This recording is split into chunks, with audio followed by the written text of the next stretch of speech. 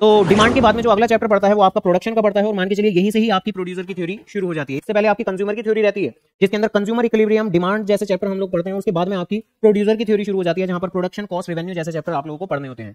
जहां शुरुआत में प्रोडक्शन होता क्या है तो कुछ नहीं, काफी ज्यादा आसान, जो चीजों को हम बनाते हैं प्रोड्यूस करते हैं यानी कि आउटपुट निकालते हैं। तो बेसिकली आउटपुट प्रोड्यूस करने के लिए हमें इनपुट की जरूरत लगती है। इनपुट क्या होते हैं तो किसी भी प्रोडक्ट को बनाने के लिए, जैसे कि अगर रिमोट का हम प्रोडक्शन कर रहे हैं तो ऑब्वियसली जिन भी चीजों की जरूरत लगेगी, जिसके अंदर प्लास्टिक से लेकर रबड़ जिससे कि बटन बनाए जाएंगे, और इसके अलावा इस काम को करने के लिए काफी लोगों की जरूरत लगेगी और ये सारे काम के लिए पैसे की जरूरत लगेगी। तो बेसिकली ये सारी चीजें हमारी इनपुट कहलाती हैं। टेक्निकली इनपुट कौन कौन से होते हैं तो आपकी थ्योरी के अंदर मेजरली फेमसली जो हमारे इनपुट है वो 4 हिस्सों के अंदर है। ये चारों के चार नाम आपको जरूर याद होने चाहिए कि बिजनेस करने के लिए, प्रोडक्शन करने के लिए आपको जगह की जरूरत लगेगी, लैंड की जरूरत लगेगी, लोगों की जरूरत लगेगी, एम्प्लॉइज की जरूरत लगेगी, एंड मोस्ट इंपॉर्टेंटली पैसा तो आपको चाहिए ही चाहिए, कैपिटल की जरूरत लगेगी, और बिना मैनेजरियल स्किल्स के यानी कि कोई एक ऐसा पर्सन जरूर होना चाहिए जो कि इन सारी चीजों को मैनेज करेगा, यानी उसको कहते हैं हम एंटरप्रेन्योर यानी अपना बिजनेसमैन। तो बिजनेसमैन तो जरूर होगा ही होगा, यानी जो इन सारी चीजों को मैनेज करेगा। लोग भी चाहिए, एम्प्लॉय भी चाहिए, जगह भी चाहिए और पैसा भी चाहिए। तो वैसे तो एग्जांपल के पॉइंट ऑफ व्यू से प्लास्टिक, रबड़ जैसी चीजें भी हम लोग बोल देते हैं इनपुट के तौर पर, बट फेमसली हम लोग बोला करते हैं लैंड, लेबर, कैपिटल, एंटरप्रेन्योर। तो ये जो इनपुट होते हैं इन्हीं को ही दूसरे वर्ड्स में हम लोग फैक्टर्स ऑफ प्रोडक्शन भी कहते हैं। ध्यान रखिएगा क्या कहते हैं, factors of production. Factors of production का मतलब कि प्रोडक्शन करने के लिए जिन चीजों की जरूरत है यानी कि इनपुट की नीड है, तो उन इनपुट को ही हम फैक्टर्स ऑफ प्रोडक्शन भी कहते हैं। अगली बात, इस चैप्टर के अंदर जो सबसे शुरुआती टर्म होती है वो होती है आपकी प्रोडक्शन फंक्शन। जहां प्रोडक्शन फंक्शन का मतलब क्या होता है तो जैसे डिमांड चैप्टर के अंदर हम एक टर्म पढ़ते हैं डिमांड फंक्शन। फंक्शन वर्ड का मतलब होता है रिलेशनशिप, किन दो चीजों के बीच में रिलेशनशिप। डिमांड फंक्शन के अंदर हमने बोला था डिमांड और उसको इफेक्ट करने वाले डिटरमिनेंट के बीच के रिलेशनशिप को हम डिमांड फंक्शन कहते हैं। ऐसे ही यहां पर प्रोडक्शन फंक्शन बेसिकली एक फॉर्म के अंदर जितना ज्यादा आउटपुट प्रोड्यूस करना है उतनी ही ज्यादा इनपुट की जरूरत लगेगी। ज्यादा रिमोट अगर मुझे प्रोड्यूस करने हैं तो ज्यादा प्लास्टिक, ज्यादा रबड़, ज्यादा रॉ मटेरियल सब कुछ लगने वाला है। कम आउटपुट अगर मुझे प्रोड्यूस करना है तो ऐसी सिचुएशन में इनपुट भी अकॉर्डिंगली कम ही हो जाता है। तो ये जो इनपुट और आउटपुट के बीच के फंक्शनल रिलेशन होता है यानी कि एक मैथमेटिकल रिलेशन होता है, तो उसी को पुकार देते हैं हम प्रोडक्शन फंक्शन। अगला जो टॉपिक इस चैप्टर का मेन इंपॉर्टेंट टॉपिक आता है वो आता है बेसिकली कि ये जो फैक्टर्स ऑफ प्रोडक्शन है कितने तरह के होते हैं। जहां फैक्टर्स ऑफ प्रोडक्शन जो कि है वो दो तरह के होते हैं आपके। एक होता है आपका वेरिएबल फैक्टर्स ऑफ प्रोडक्शन जिसको आप वेरिएबल इनपुट भी पुकार सकते हो, और एक होता है फिक्स फैक्टर ऑफ प्रोडक्शन जिसको कि आप फिक्स इनपुट भी कह सकते हैं, क्योंकि इनपुट और फैक्टर्स ऑफ प्रोडक्शन तो एक ही बात है। वेरिएबल का मतलब जो वेरी करते रहेंगे यानी कि बदलते रहेंगे, फिक्स का मतलब जो सिर्फ आप एक बार खरीदोगे और उसके बाद में बार बार नहीं खरीदने वाले।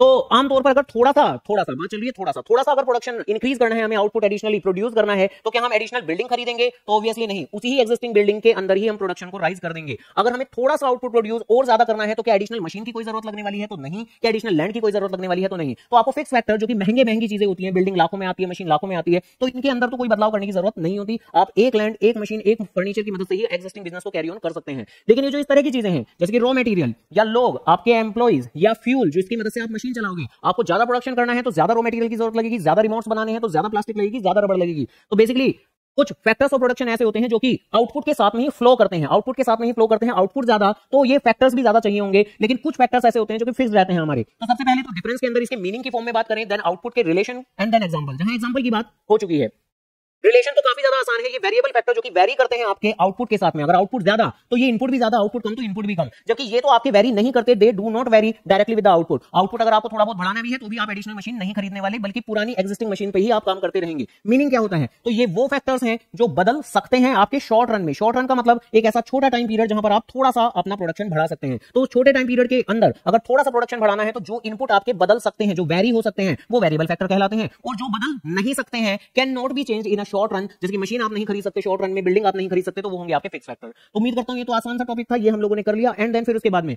आगे इस चैप्टर के अंदर 3 हिस्सों के अंदर हम लोग बात करते हैं। एक होता है आपका टोटल प्रोडक्ट, एक एवरेज प्रोडक्ट और एक मार्जिनल प्रोडक्ट। जैसे मान के चलिए माइक्रो इकोनॉमिक्स के अंदर आगे की जितनी भी टर्म्स होती हैं वो इसी तरीके से चलती हैं, टोटल, एवरेज, मार्जिनल।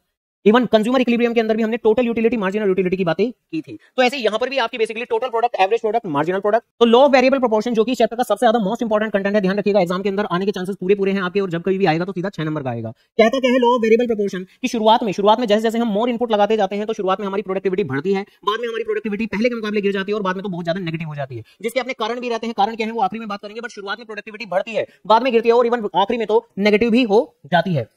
तो जरा आराम से इस चीज को एक शेड्यूल की मदद से काफी ज्यादा आसानी से समझ सकते हैं। बस आपको ये बात ध्यान रखनी है कि शुरुआत में आपको प्रोडक्टिविटी को, हाँ भैया, तो लॉ ऑफ वेरिएबल प्रोपोर्शन के अंदर इस बात का ध्यान रखना है कि शुरुआत में आपको जो है प्रोडक्टिविटी को डिक्रीज करना है। लेटर ऑन कुछ वक्त बाद, ये होता है शुरुआती दौर में, कुछ वक्त बाद आपको जो कि नहीं, शुरुआत में आपको प्रोडक्टिविटी को बढ़ाना है, उसके कुछ वक्त बाद आपको प्रोडक्टिविटी को गिराना है, बट सिर्फ पॉजिटिव रखना है और फाइनली आपको अपनी प्रोडक्टिविटी को नेगेटिव कर देना है। यही चीज हम मार्जिनल प्रोडक्ट के अंदर शो भी करते हैं बिल्कुल इसी ही तरीके से। किस तरीके से कि जैसे जैसे हम एक और एडिशनल इनपुट एक्स्ट्रा इनपुट लगाते चले जाते हैं, तो शुरुआत में जो कि हमारा मार्जिनल प्रोडक्ट है वो मेरा राइज होता है। जब आपने कोई भी इनपुट नहीं लगाया था तो आपका प्रोडक्ट भी बिल्कुल जीरो ही था। जैसे ही आपने पहली यूनिट लगाई तो सपोज करो शुरुआत में आपकी प्रोडक्टिविटी 5 यूनिट की आई, बाद में शुरुआत में आपकी जो प्रोडक्टिविटी है वो आपको राइज करनी है, तो सेकंड यूनिट के साथ में प्रोडक्टिविटी आपकी राइज होगी, थर्ड यूनिट के साथ में जैसे कि हमने कहा बाद में आपको प्रोडक्टिविटी को गिरा देना है, तो 15 के बाद में आपको 12 करना है, 12 के बाद में आपको 8 करना है और आखिरी में आपको नेगेटिव कर देना है। ऑब्वियसली अगर कोई चीज पॉजिटिव से नेगेटिव हो रही है तो बीच में कहीं ना कहीं जीरो भी जरूर हुई होगी। क्या ये बिल्कुल सेम यही फिगर लेना जरूरी है एग्जाम के अंदर? तो ऑब्वियसली नहीं, आप कोई और फिगर भी ले सकते हो। बस इन चीजों का ध्यान रखना है कि शुरुआत में आपको इंक्रीज करना है, बाद में डिक्रीज रखना है, पॉजिटिव रखना है और आखिरी में नेगेटिव। और जब आप पॉजिटिव से नेगेटिव कर रहे हो तो बीच में एक जगह आपको जीरो भी जरूर ले लेना है। और ऐसा है क्यों हम ऐसा कर रहे हैं कि शुरुआत में प्रोडक्टिविटी बढ़ा रहे हैं, बाद में गिरा रहे हैं? तो इस चीज का कारण आपको अभी थोड़ी देर बाद आगे पता लग जाएगा।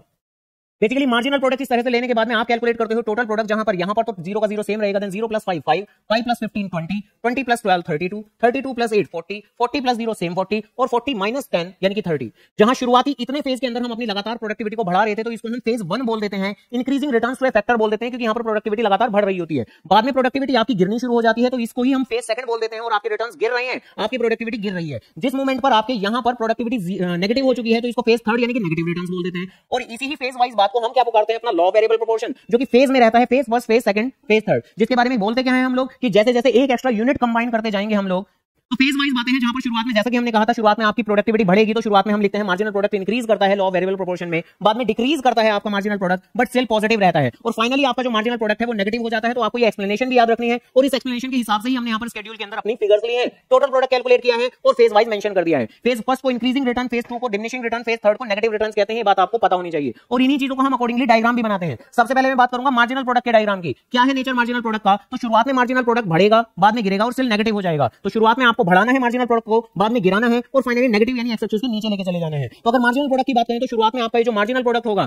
ये आपका राइज करेगा, शुरुआत में राइज करेगा, बाद में डिक्लाइन करेगा और फाइनली एक्स एक्सिस के नीचे भी आ जाएगा। ये जो ये वाला फेज है ये आपका फेज फर्स्ट है जब ये आपका इंक्रीज कर रहा है, ये वाला फेज सेकंड है जब डिक्रीज तो कर रहा है बट पॉजिटिव है, और फाइनली ये वाला फेज जहां मार्जिनल प्रोडक्ट आपका एक्स एक्सिस के भी नीचे आ चुका है तो ये हमारा फेज थर्ड है। और इन सभी सिचुएशन के अंदर टोटल प्रोडक्ट के क्या हिसाब किताब रहेंगे? तो टोटल प्रोडक्ट यहां से लेकर यहां तक अगर आप ध्यान से देखो, यहां से लेकर यहां तक, तो ये लगातार आपका इंक्रीज ही कर रहा है। तो बेसिकली शुरुआत में भी आपका इंक्रीज ही करेगा, बाद में भी इंक्रीज ही करेगा। हालांकि आपको इसका कर्वेचर थोड़ा सा बदलना है। शुरुआत में ये इंक्रीज करता है इंक्रीजिंग रेट से, तो कर्वेचर लगभग ऐसा रहेगा, बाद में इसका कर्वेचर थोड़ा सा बदल देना है क्योंकि इंक्रीज करता है डिक्रीजिंग रेट से।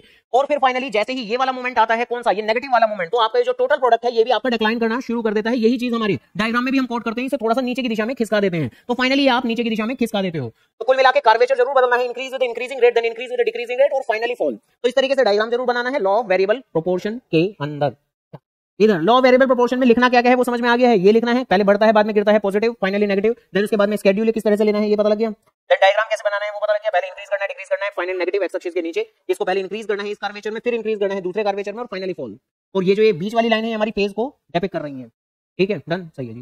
देन इसके बाद में, हाँ जी, देन इसके बाद में ये जो हम आपसे पहले बोल रहे थे कि शुरुआत में जो हमारा फर्स्ट फेज आता है, जो हमारा सबसे फर्स्ट फेज आता है जिसके अंदर हम बोलते हैं कि इंक्रीजिंग रिटर्न्स आते हैं, तो क्यों आते हैं जरा इसकी बात सुन लेते हैं। इसके क्वेश्चन एमसीक्यू या इवन बड़े क्वेश्चंस के अंदर भी 3 नंबर के अंदर आ सकते हैं। बाद में आपके रिटर्न्स गिरते क्यों हैं, यानी फेज सेकंड आखिर क्यों शुरू हो जाता है, क्यों प्रोडक्टिविटी गिरनी शुरू हो जाती है, और फाइनली फेज थर्ड भी क्यों आता है। तो ये सारी बातें जरा सुन लेते हैं। हम लोग जानते हैं कि प्रोडक्शन करने के लिए 2 चीजों की जरूरत होती है, फिक्स फैक्टर और वेरिएबल फैक्टर। अब वेरिएबल फैक्टर तो छोटी छोटी डिनोमिनेशन में होते हैं, उन्हें हम थोड़ा थोड़ा इस्तेमाल कर सकते हैं, पर ये जो फिक्स फैक्टर होते हैं आमतौर पर ये तो बड़ी अमाउंट के होते हैं। एक ही बार में आप मशीन खरीद रहे हो, सपोज करो कितने की, 10 लाख रुपए की, सपोज करिए उसकी मंथली प्रोडक्शन कैपेसिटी है 1000 बनाने की, तो क्या हम उसकी पूरी ही कैपेसिटी का शुरुआत में इस्तेमाल कर लेते हैं? तो नहीं, क्योंकि हमारा बिजनेस ना है, प्रोडक्शन शुरुआत में हम कर रहे हैं, तो हमें नहीं पता मार्केट में प्रोडक्ट सेल हो पाएगा या नहीं हो पाएगा। तो शुरुआत में हम अपने फिक्स फैक्टर की फुल कैपेसिटी का इस्तेमाल नहीं करते हैं, हम उसको जानबूझकर अंडर यूटिलाइज रखते हैं क्योंकि हम मार्केट में डिमांड एसेस करना चाहते हैं। और वक्त के साथ में बेसिकली जैसे जैसे मार्केट के अंदर हमारा बिजनेस बनता जाएगा, चलता जाएगा, तो धीरे धीरे हम प्रोडक्शन राइज करते हैं। तो जो फिक्स फैक्टर की मैक्सिमम कैपेसिटी थी, कितनी मशीन प्रोड्यूस कर सकती थी, 1000 यूनिट, तो सपोज करिए शुरुआत हमने की होगी से 300 यूनिट से या 400 यूनिट से, तो धीरे धीरे प्रोडक्शन हम अपना बढ़ाना शुरू करेंगे, तो फिक्स फैक्टर का अच्छे तरीके से इस्तेमाल करना शुरू करेंगे। तो शुरुआत में हमारी रिटर्न्स बढ़ते क्यों हैं? क्योंकि ये जो फिक्स फैक्टर्स है इनका हम बेटर वे में अच्छे तरीके से वक्त के साथ इस्तेमाल करना शुरू कर देते हैं, जिससे कि हमारे वेरिएबल फैक्टर्स की भी एफिशिएंसी बढ़नी शुरू हो जाती है। इन फिक्स फैक्टर को हम एक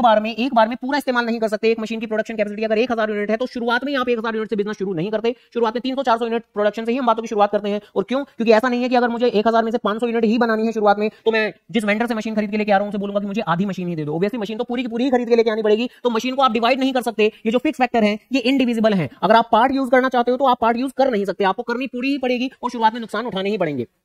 तो बेसिकली इनको आप बेटर वे में शुरुआत में इस्तेमाल करते हैं, इसलिए रिटर्न्स बढ़ते हैं। लेकिन जैसे जैसे आप प्रोडक्शन बढ़ाते चले जाते हो तो एक तो मोमेंट ऐसा आएगा जब आप अपनी मैक्सिमम कैपेसिटी तक पहुंच चुके होंगे। मशीन प्रोड्यूस कर सकती है 1000 यूनिट, और कभी ना कभी तो वाकई में हम 1000 यूनिट भी प्रोड्यूस कर देंगे। जैसे हम 1000 यूनिट प्रोड्यूस कर देंगे, यानी कि ऑप्टिमम कॉम्बिनेशन मेंटेन हो जाएगा बिटवीन द फैक्टर्स, तो हमारे वक्त के साथ में रिटर्न्स गिरने शुरू जरूर होंगे। क्योंकि जैसे जैसे हम अगर और भी ज्यादा प्रोडक्शन राइज करने की कोशिश करेंगे तो मशीन के ऊपर बर्डन पड़ेगा। ऑब्वियस सी बात है कि ये जो फिक्स फैक्टर और वेरिएबल फैक्टर हैं, ये पूरी तरीके से परफेक्ट सब्स्टिट्यूट नहीं होते, इम्परफेक्ट सब्स्टिट्यूट होते हैं। यानी अगर आपको मशीन का कम इस्तेमाल करना है तो आप लेबर का ज्यादा इस्तेमाल कर सकते हैं, आपको मशीन का ज्यादा इस्तेमाल करना है आप लेबर का कम इस्तेमाल कर सकते हैं। लेकिन क्या ऐसा कि अगर मशीन का इस्तेमाल नहीं करना तो बिल्कुल भी नहीं करेंगे और खाली लेबर का इस्तेमाल करेंगे? तो ऐसा नहीं हो सकता। थोड़ा बहुत एक दूसरे के सब्स्टिट्यूट है, लेकिन पूरी तरीके से तो नहीं। तो इम्परफेक्ट सब्स्टिट्यूट है, जिसके कारण से वक्त के साथ में आपकी प्रोडक्टिविटी गिरनी शुरू हो जाती है। और जैसे जैसे और ज्यादा अगर प्रोडक्शन राइज करते हैं तो फिक्स फैक्टर की आप लिमिट को क्रॉस कर जाते हैं, जिसकी वजह से प्रोडक्टिविटी आपकी और ज्यादा गिर जाती है, आप नुकसान में आ जाते हो। वेरिएबल फैक्टर और फिक्स फैक्टर के बीच में उस वक्त तक काफी ज्यादा पुअर कोऑर्डिनेशन बन चुका होता है और आपके वेरिएबल फैक्टर्स की एफिशिएंसी भी गिर चुकी होती है। तो यहां सब अच्छी बातें, यहां सब बुरी बातें, पुअर कोऑर्डिनेशन है, एफिशिएंसी डिक्रीज हो रही है, वहां पर बैटरी यूटिलाइजेशन है, इंक्रीज हो रही है एफिशिएंसी, और बीच में है ऑप्टिमम कॉम्बिनेशन की बात। तो ऐसे करके बातें हैं। बोलो जी। हाँ, हम तो आज की बात कर रहे हैं ना।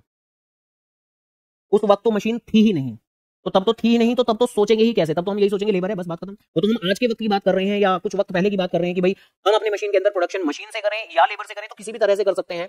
मशीन के बजाय मैं लेबर का इस्तेमाल कर लूं, लेकिन कुछ तो मशीन चाहिए ही चाहिए होगी, या मैं लेबर कम रख लूं मशीन ज्यादा रख लूं, लेकिन कुछ तो लेबर रखनी ही पड़ेगी। उन मशीन को चलाएगा कौन? ठीक है, तो कुल मिला के ये वाली बातें चल रही है। तो खैर इसी के साथ में ये भी बात खत्म। और प्रोडक्शन चैप्टर के अंदर आखिरी कंटेंट, हाँ भैया, जो आखिरी कंटेंट है वो है बेसिकली एवरेज प्रोडक्ट और मार्जिनल प्रोडक्ट के बीच में रिलेशनशिप। जहां हमने इन चीजों को इस तरीके से याद किया था कुछ हद तक कि जो एवरेज प्रोडक्ट है और मार्जिनल प्रोडक्ट क्या है, ये दोनों भाई भाई है। और भाई का मतलब है कि जब बेसिकली एक का नेचर अगर इंक्रीज होगा तो दूसरा भी इंक्रीज ही होगा, अगर एक का नेचर डिक्रीज होगा तो वो भी आपका डिक्रीज ही होगा। यानी बेसिकली हम लोग जानते हैं जो मार्जिनल प्रोडक्ट है इसका नेचर क्या है। इसका नेचर ये है कि शुरुआत में आपका इंक्रीज करता है और बाद में आपका डिक्रीज करता है। ये है आपके मार्जिनल प्रोडक्ट का नेचर। तो एवरेज प्रोडक्ट का भी नेचर क्या रहने वाला है? ये भी शुरुआत में आपका इंक्रीज ही करेगा और बाद में आपका डिक्रीज ही करने वाला है। तो एवरेज प्रोडक्ट का भी नेचर बिल्कुल यही रहने वाला है। लेकिन ध्यान रखिएगा, हमने याद करते वक्त कहा था कि ये जो मार्जिनल प्रोडक्ट है लगभग बिग ब्रदर की तरह काम करता है। यानी जब बढ़ेगा तो तेजी से बढ़ेगा, जब गिरेगा तो तेजी से गिरेगा, जबकि ये तो छोटे भाई की तरह काम करता है। ठीक है जी, छोटे भाई की तरह काम करता है। यानी जब बढ़ेगा तो कम गति से बढ़ेगा, जब गिरेगा तो कम स्पीड से गिरेगा। और एज अ रिजल्ट इन दोनों डायग्राम को जब हम कंबाइन करते हैं तो डायग्राम कुछ कैसा नजर आता है कि एवरेज प्रोडक्ट शुरुआत में बढ़ता तो है लेकिन इतने फास्ट पेस में नहीं बढ़ता। मार्जिनल प्रोडक्ट काफी तेजी से आपका राइज करना शुरू कर देता है। यही कारण है मार्जिनल प्रोडक्ट का डायग्राम ऊपर है हमारा।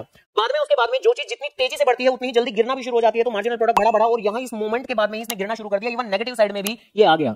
एवरेज प्रोडक्ट तो बढ़ता रहेगा, स्लो पेस में बढ़ रहा है और उसके बाद में आपका स्लो पेस में ही गिरेगा, कभी भी नेगेटिव नहीं होगा। एक्स एक्सिस के नीचे इसको नहीं लेके आना। जिस मोमेंट पे आपस में कट कर रहे होंगे दोनों के दोनों आपस में बराबर रहे होंगे। फाइनल कंक्लूजन आप कुछ किस तरीके से निकालते हो? जब MP is greater than AP, जब एमपी एपी से बड़ा है, ये जो ये वाला फेज हमें नजर आ रहा है जहां पर एमपी का डायग्राम ऊपर है और एपी का डायग्राम नीचे है, तो when MP is higher than AP, तो एपी क्या कर रहा है? एपी राइज कर रहा है। तो when MP is greater than AP, तो एपी क्या कर रहा है? एपी इंक्रीज कर रहा है। और फाइनली आगे चलकर जब एमपी का डायग्राम आपका नीचे आ चुका है, एमपी आपका नीचे आ चुका है और एपी आपका ऊपर है, तो उस सिचुएशन में क्या हो रहा है? तो एपी आपका डिक्लाइन कर रहा है। तो आगे चलकर जब एमपी का डायग्राम नीचे आ चुका है यानी कि MP is less than AP, तो एपी क्या कर रहा है? एपी डिक्रीज कर रहा है। जिस मोमेंट पे दोनों के दोनों बराबर हैं तो ये एपी अपने मैक्सिमम पॉइंट पे है। ये एपी का ये इंक्रीज हो रहा था, डिक्रीज हो रहा था, ये मैक्सिमम पॉइंट है। तो जिस मोमेंट पे दोनों के दोनों बराबर हैं तो एपी अपने मैक्सिमम पॉइंट पर है। हो गई बात खत्म।